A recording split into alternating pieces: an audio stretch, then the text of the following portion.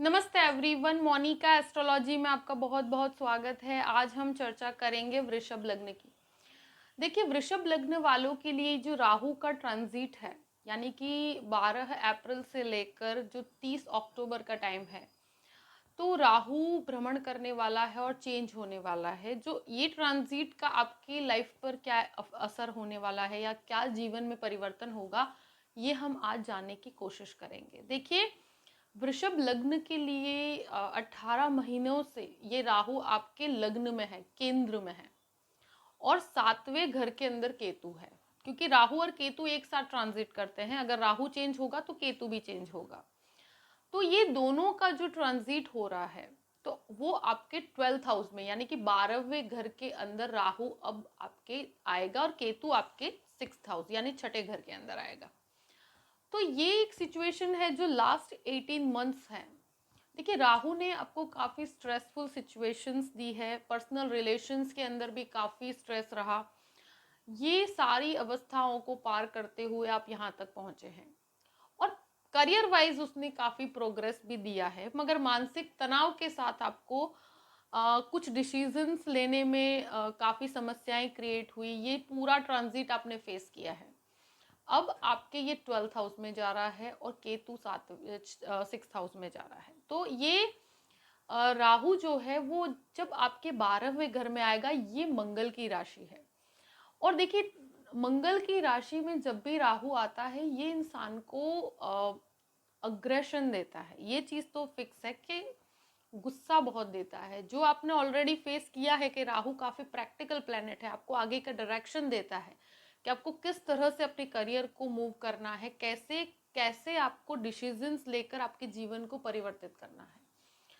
तो ये हमेशा ही कोई भी बड़ा चेंज होता है या कोई बड़ा डिसीजन होता है, कोई जॉब चेंज करना चाहते हैं, तो ये केतु भी आपके जो 6th हाउस के अंदर आएगा, वो आपके करियर के अंदर कुछ बदलाव लेकर आएगा। और शुरुआत के जो 3 महीने हैं वो थोड़े डिफिकल्ट हैं, क्योंकि देखिए, 3 महीनों में एकदम से कोई बहुत बड़ा डिसीजन जब आप लेने जाते हैं, तो उसे काफी प्रैक्टिकली प्लान करके लेना पड़ेगा। एकदम से किसी के बहकावे में आकर कोई अच्छा भला आपका कोई जॉब है, और जॉब में से अगर आप कोई भी बिजनेस की तरफ भी जाना चाहते हैं, तो थोड़ा सोच समझ के आगे बढ़िएगा। क्योंकि राहु जब 12th हाउस में है, तो कुछ एक्सपेंसेस ऐसे करवा देता है। अपने खर्चों पर नियंत्रण रखना ये पूरे 18 महीने के अंतराल में बहुत ज़रूरी है। राहु 12th हाउस में स्ट्रेस भी देता है, मानसिक तनाव देगा। मानसिक तनाव भी किस प्रकार का होगा? एक्सपेंसेस और खर्चों को लेकर। कभी कुछ लोगों के साथ आपके जो इंटरेक्शंस होते हैं, जो लोगों से आप बातचीत करते हैं, वहाँ पर भी अकारणीय तनाव की स्थिति क्रिएट होगी, आपको कंफर्टेबल हो ना हो। 12th हाउस फॉरेन लैंड्स को भी डिनोट करता है। यस, आप अगर विदेश जाना चाहते हैं, तो ये राहु काफ़ी अच्छी संभावनाएं क्रिएट करता है, आपको एक स्थान से दूसरे स्थान की तरफ मूवमेंट भी देता है। अगर विदेश से संबंधित कोई भी व्यापार या कोई भी बिजनेस या कुछ भी करना चाहते हैं, तो उसको वेल प्लान्ड होकर और अच्छी तरह से आप अगर उसमें आगे बढ़ते हैं, तो आपके लिए बहुत अच्छी संभावनाएं खुलती हैं। मगर खर्चों को लेकर आपकी चिंताएं हमेशा बनी रहेगी, और ये खर्चे एक तरह से देखे जाए तो ये खर्चे आपके लाइफ पार्टनर की तरफ से भी हो सकते हैं, और ये खर्चे आपके कुटुंब की तरफ से भी हो सकते हैं। कुछ मे बी हेल्थ प्रॉब्लम्स अगर फैमिली की तरफ से कोई हो या कुछ भी, तो ऐसी कोई भी ऐसे एक्सपेंसेस है जिसको लेकर आपको परेशानी हो सकती है इन 18 महीनों में। देखिए, मैं प्रैक्टिकली सोचा जाए तो मैं ये सिर्फ इसीलिए कह रही हूँ कि मैंने देखा है जब भी राहु 12th हाउस में आता है, तो इंसान को अनएक्सपेक्टेडली कुछ एक्सपेंसेस उठाने पड़ते हैं एक जिम्मेदारी के रूप में। दूसरी चीज ये है, अगर फॉरेन से संबंधित कोई बिजनेस करना चाहते हैं, आप फॉरेन जाना चाहते हैं, विदेश से संबंधित कोई भी बिजनेस है, तो उसमें आगे बढ़ा जा सकता है। वो आपको काफ़ी अच्छी तरह से, काफ़ी पॉसिबिलिटीज़ आपके लिए खुलती है इसमें। मगर जो भी डिसीजन लिया जाए, उसमें सोच समझ के डिसीजन लीजिएगा। एकदम से किसी के बहकावे में आके डिसीजन लेना आपके लिए योग्य नहीं है। ये राहु की जो दृष्टि है, वो आपके चौथे घर को पड़ती है, यानी कि 4th हाउस को, जो आपके सुख का स्थान है। अब चतुर्थ भाव पर जब राहु की दृष्टि पड़ेगी तो प्रैक्टिकली देखा जाए तो आप कोई भी प्रॉपर्टी का डिसीजन लेते हैं उसमें एक सस्पेंस रहेगा, एक डर रहेगा, एक सस्पेक्टिव नेचर भी रहेगा कि ये मैं करूं, ये बेचूं या नहीं बेचूं। तो ये एक स्थिति आपको बनी रहेगी और ये चीज़ों में आपका एक्सपेंस यानी कि आप कुछ प्रॉपर्टी लेने में आपका खर्च भी हो सकता है। उसके लिए डिसीजन मेकिंग में आपको काफ़ी प्रॉब्लम्स होगी, क्योंकि ये अकारणीय विचार, बहुत सारे ऐसे विचार जो आप खुद क्रिएट कर लेते हैं, तो ये राहु आपको विचारों के अतिरेक के कारण आपको सबसे ज़्यादा मानसिक तनाव होगा, क्योंकि चौथा घर हमारे मानसिक सुख का भी होता है और राहु की जब जब दृष्टि पड़ती है तो मन हमेशा विचलित हो जाता है। उसको अपनी प्रोग्रेस को लोगों के साथ कंपेयर करने की एक टेंडेंसी क्रिएट करता है कि आपका कितना प्रोग्रेस है और सामने वाले का कितना प्रोग्रेस है।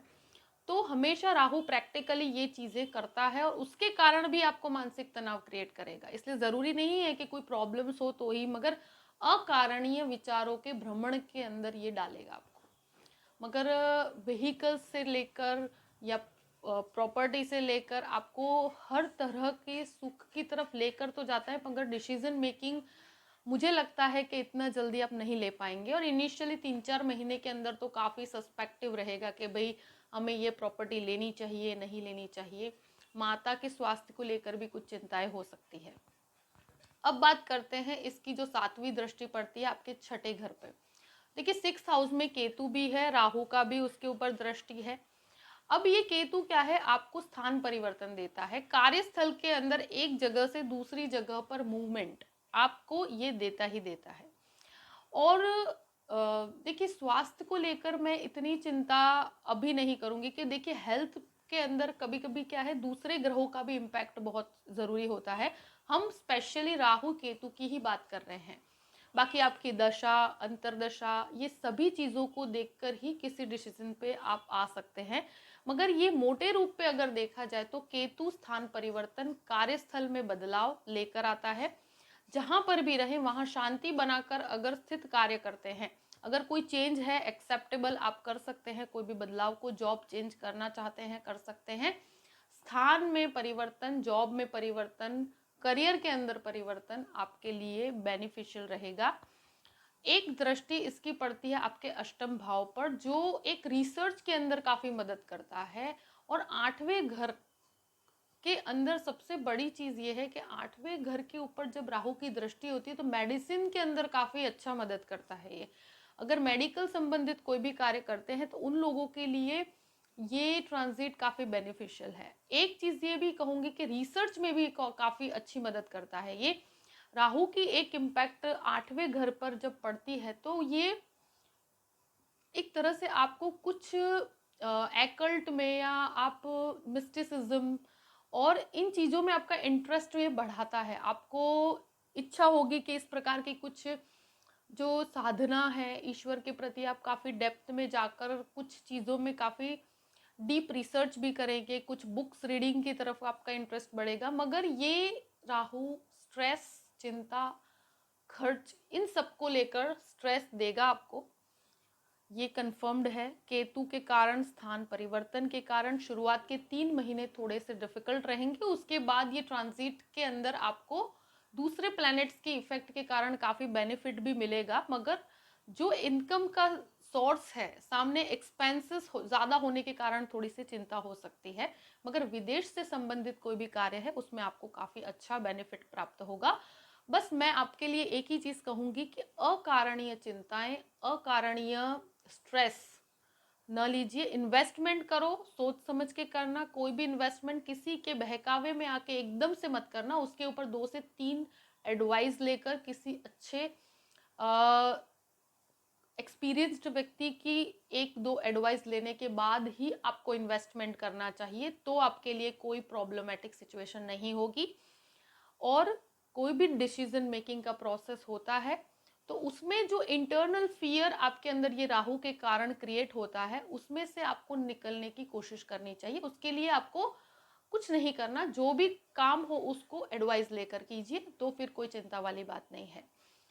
और आई होप कि ये वीडियो आपको पसंद आया होगा और ये राहु का ट्रांजिट आपके लिए लग्न से अब ये 12th हाउस में जा रहा है, तो एक तरह से मानसिक रूप से जो आपके अंदर काफ़ी तनाव था, स्ट्रेस रहेगा, मगर उसकी मात्रा में थोड़ी कमी ज़रूर आएगी और क्लैरिटी ऑफ वर्क होता चला जाएगा। शुरुआत के 3 महीने थोड़ा सा एनर्जी ट्रांसफॉर्मेशन की वजह से आपको थोड़ा सा असमंजस रहेगा और अनिर्णय की स्थिति हो सकती है, मगर उसके बाद जैसे ही ये ट्रांजिट अपने आगे का स्तर पकड़ेगा, क्योंकि गुरु और काफ़ी दूसरे प्लैनेट्स की भी इफेक्ट होती है, तो आपको बेनिफिट्स भी मिलते चले जाएंगे। जो भी बदलाव है उसको आप स्वीकार कर सकते हैं।